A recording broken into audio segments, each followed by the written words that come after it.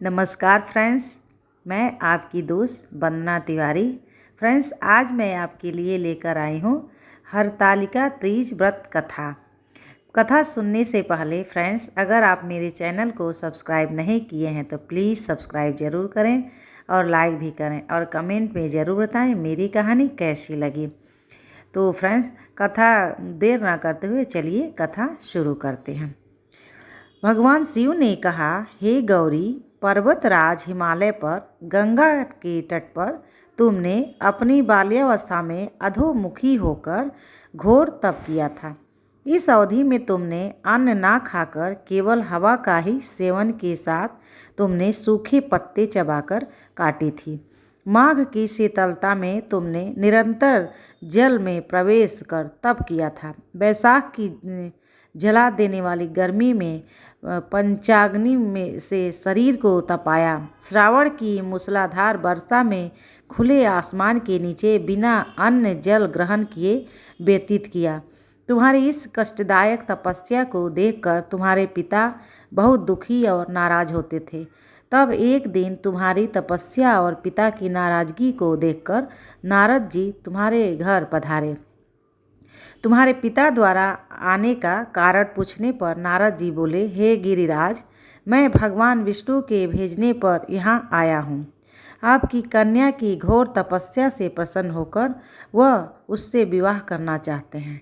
इस बारे में मैं आपकी राय जानना चाहता हूँ। नारद जी की बात सुनकर पर्वतराज अति प्रसन्नता के साथ बोले, श्रीमान, यदि स्वयं विष्णु जी मेरी कन्या का वरण करना चाहते हैं तो मुझे क्या आपत्ति हो सकती है। वे तो साक्षात ब्रह्मा हैं। यह तो हर पिता की इच्छा होती है कि उसकी पुत्री सुख संपदा से युक्त पति के घर की लक्ष्मी बने। नारद जी तुम्हारे पिता की स्वीकृति पाकर विष्णु जी के पास गए और उन्हें विवाह तय होने का समाचार सुनाया। परंतु जब तुम्हें इस विवाह के बारे में पता चला तो तुम्हारे दुख का ठिकाना ना रहा। तुम्हें इस प्रकार से दुखी देखकर तुम्हारी एक सहेली ने तुम्हारे दुख का कारण पूछने पर तुमने बताया कि मैंने सच्चे मन से भगवान शिव का वरण किया है, किंतु मेरे पिता ने मेरा विवाह विष्णु जी के साथ तय कर दिया है। मैं विचित्र धर्म संकट में हूँ। अब मेरे पास प्राण त्याग देने के अलावा कोई और उपाय नहीं बचा। तुम्हारी सखी बहुत ही समझदार थी। उसने कहा, प्राण छोड़ने का यहाँ कारण ही क्या है। संकट के समय धैर्य से काम लेना चाहिए। भारतीय नारी के जीवन की सार्थकता इसी में है कि जिसे मन से पति रूप में एक बार वरण कर लिया, जीवन पर्यंत उसी से विवाह करें। सच्ची आस्था और एक निष्ठा के समक्ष तो भगवान भी असहाय हैं। मैं तुम्हें घनघोर वन में ले चलती हूँ, जो साधना थल भी है और जहाँ तुम्हारे पिता तुम्हें खोज भी नहीं पाएंगे। मुझे पूर्ण विश्वास है कि ईश्वर अवश्य ही तुम्हारी सहायता करेंगे। तुमने ऐसा ही किया। तुम्हारे पिता तुम्हें घर में न पाकर बड़े चिंतित और दुखी हुए। वह सोचने लगे कि मैंने तो विष्णु जी से अपनी पुत्री का विवाह तय कर दिया है। यदि भगवान विष्णु बारात लेकर आ गए और कन्या घर पर नहीं मिली तो बहुत अपमान होगा। ऐसा विचार कर पर्वतराज ने चारों ओर तुम्हारी खोज शुरू करवा दी। इधर तुम्हारी खोज होती रही, उधर तुम अपनी सहेली के साथ नदी के तट पर एक गुफा में मेरी आराधना में लीन रहने लगी। भाद्रपद तृतीय शुक्ल को हस्त नक्षत्र था। उस दिन तुमने रेत के शिवलिंग का निर्माण किया। रात भर मेरी स्तुति में गीत गाकर जागरण किया। तुम्हारी इस कठोर तपस्या के प्रभाव से मेरा आसन हिल उठा और मैं शीघ्र ही तुम्हारे पास पहुंचा और तुमसे वर मांगने को कहा। तब अपनी तपस्या के फलीभूत मुझे अपनी समझ पाकर तुमने कहा, मैं आपको सच्चे मन से पति के रूप में वरण कर चुकी हूँ।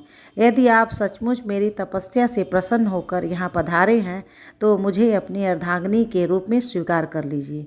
तब तथास्तु कहकर मैं कैलाश पर्वत पर लौट गया। प्रातः होते ही तुमने पूजा की समस्त सामग्री नदी में प्रवाहित करके अपनी सखी सहित व्रत का पारण किया। उसी समय गिरिराज अपने बंधु बांधवों के साथ तुम्हें खोजते हुए वहां पहुँचे। तुम्हारी दशा देखकर अत्यंत दुखी हुए और तुम्हारी इस कठोर तपस्या का कारण पूछा। तब तुमने कहा, पिताजी, मैंने अपने जीवन का अधिकांश वक्त कठोर तपस्या में बिताया है। मेरी इस तपस्या के केवल उद्देश्य महादेव जी को पति के रूप में प्राप्त करना था। आज मैं अपनी तपस्या की कसौटी पर खरी उतर चुकी हूँ। चूँकि आप मेरा विवाह विष्णु जी से करने का निश्चय कर चुके थे, इसलिए मैं अपने आराध्य की तलाश में घर से निकल गई। अब मैं आपके साथ घर पर इसी शर्त पर जाऊंगी कि आप मेरा विवाह महादेव जी के साथ ही करेंगे। पर्वतराज ने तुम्हारी इच्छा स्वीकार कर ली और तुम्हें घर वापस ले गए। कुछ समय बाद उन्होंने पूरे विधि विधान के साथ हमारा विवाह किया। भगवान शिव ने आगे कहा, हे पार्वती, भाद्रपद की शुक्ल तृतीया को तुमने मेरी आराधना करके जो व्रत किया था, उसी के परिणाम स्वरूप हम दोनों का विवाह संभव हो सका। इस व्रत का महत्व यह है कि मैं इस व्रत को पूर्ण निष्ठा से करने वाली प्रत्येक स्त्री को मन में वांछित फल देता हूँ। भगवान शिव ने पार्वती जी से कहा कि इस व्रत को जो भी स्त्री पुरुष श्रद्धा से करेंगी, उसे तुम्हारी तरह अचल सुहाग प्राप्त होगा। इस व्रत को हरतालिका इसलिए कहा जाता है क्योंकि पार्वती की सखी उन्हें पिता और प्रदेश से हर कर जंगल में ले गई थी। हरित अर्थात हरण करना और तालिका अर्थात सखी। भगवान शिव और माता पार्वती की कृपा हम सब पर बनी रहे।